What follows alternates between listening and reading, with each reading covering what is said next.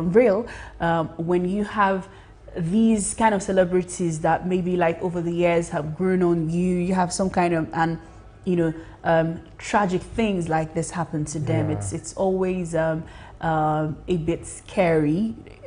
Kind of brings out that reality of the uncertainties of life and all that. But yeah, our hearts go out to pain in this situation. Yeah, and our heart also goes out to Biba Kitola, who says she doesn't want to get married again because of what happened to her. True. I mean, marriage is beautiful, but it's not an achievement. Not like something tragic is happening to her. But she said something happened.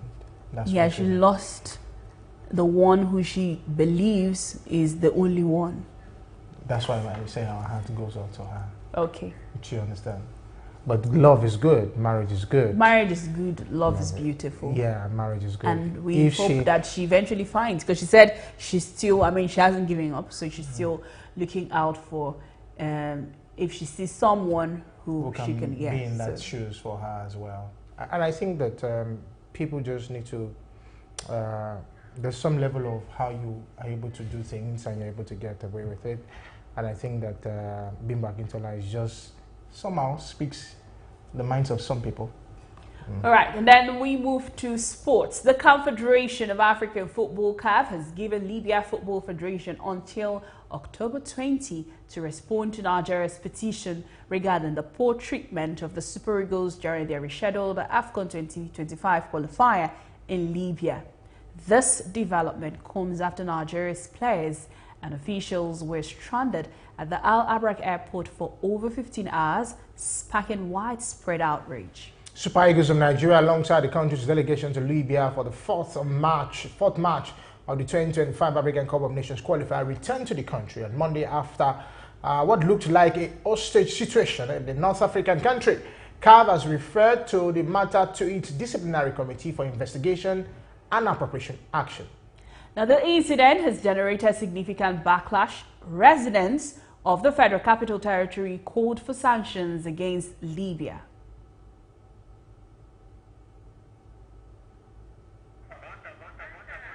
Well, of course, you know, yes, on Friday, yesterday, we were on the streets in Area 1, you know, to ask people what they thought about the whole experience. I mean, you had some people talking about how it was a disrespect to Nigeria and by extension to the whole of Africa, because it happens to one, it happens to all. I mean, you don't know who is going to be the next victim. But then when you look at it, the first thing we take away is the fact that there's no retaliation in football. There's no place for retaliation in football. So whatever they think happened to them in Nigeria, which have extensively been x-rayed to see that it's not what they thought was the situation, their reaction in Libya should not be that, because they have a channel which is going to CAF to say this is what Nigeria did. I just want to take a bit of detail from this. Okay. And I think that what Libya did is they misinterpreted what happened in Nigeria.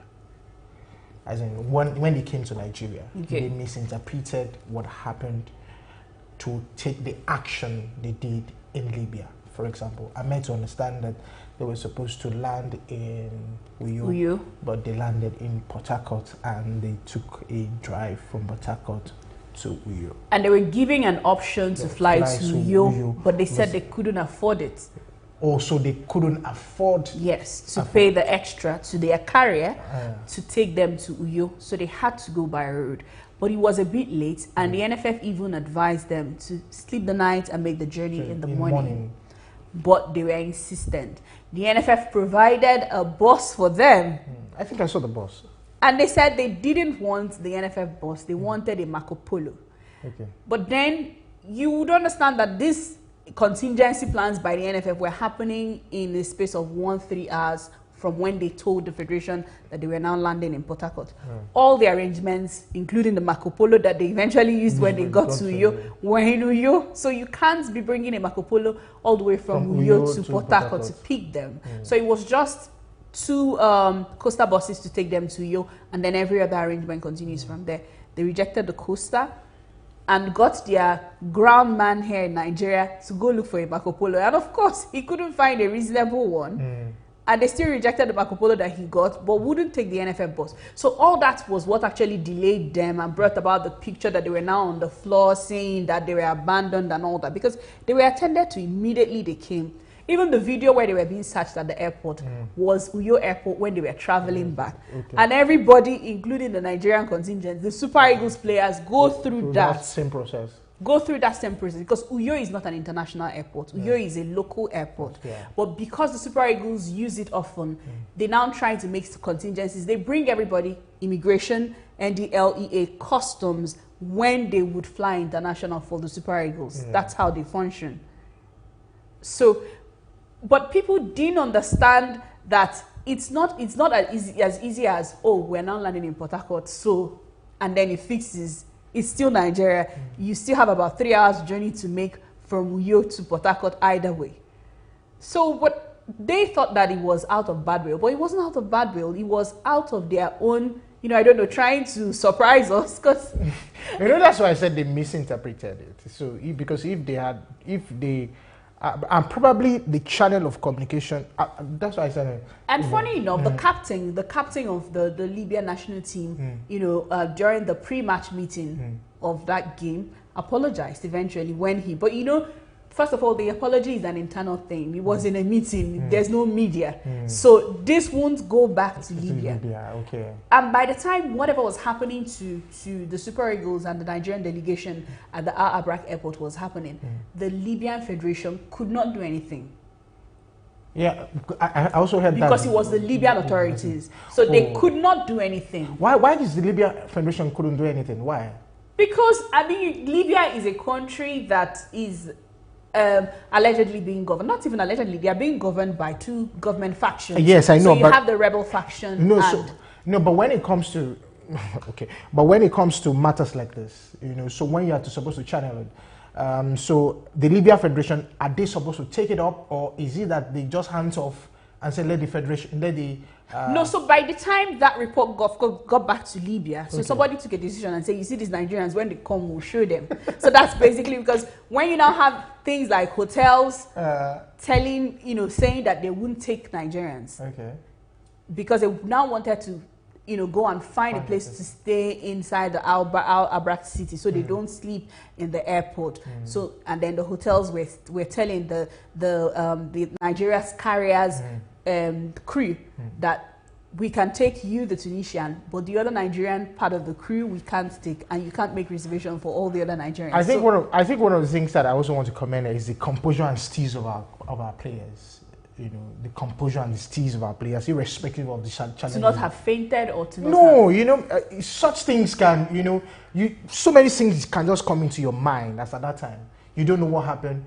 You see the tweet from AFCON and all the players. Victor Boniface still found a reason to make joke in that situation. But you would understand, like, after you've gotten angry, you've boiled hunger over and over again because they didn't have any food. So the best thing you could do is to just make lemonades out of the lemons. I'm telling you. Out of the lemons. That's why I said I think I commend them for that. You know, that the composure and the steeze as at that time, because a lot of things will actually come to your head and okay, what exactly? You know, I read one of those messages where it said, we've been here for over 12 hours. What is happening? You can just imagine that. But of course, now it's over. But I think FIFA. No, I think I mean they're back. What I mean is that I think FIFA and CAF really need to look into this. Well, FIFA has no place in this because it's a continental competition. But they still have to eventually. Until it has to do with a FIFA competition. So for now, it's on CAF level and they can't come in. All right. Thank you very much for joining us. Don't join people who colonize African football. We can deal with our matters on our level. Are you serious? Yes, we can deal with our matters on our level. Have you been dealing with it? Yes, we have confidence in CAF. They punished Gambia when they did the same to Gabon in 2021. Oh, okay. Yeah. All right. Thank you. So, Jane. We understand your North African concerns, but we have confidence in CAF. And of course, let's think technical and try to develop the vocational skills for a better Nigeria. Thank you for watching us and keep watching TVC News. I am Ademola Lawrence. I am Jane Francis Mwenze.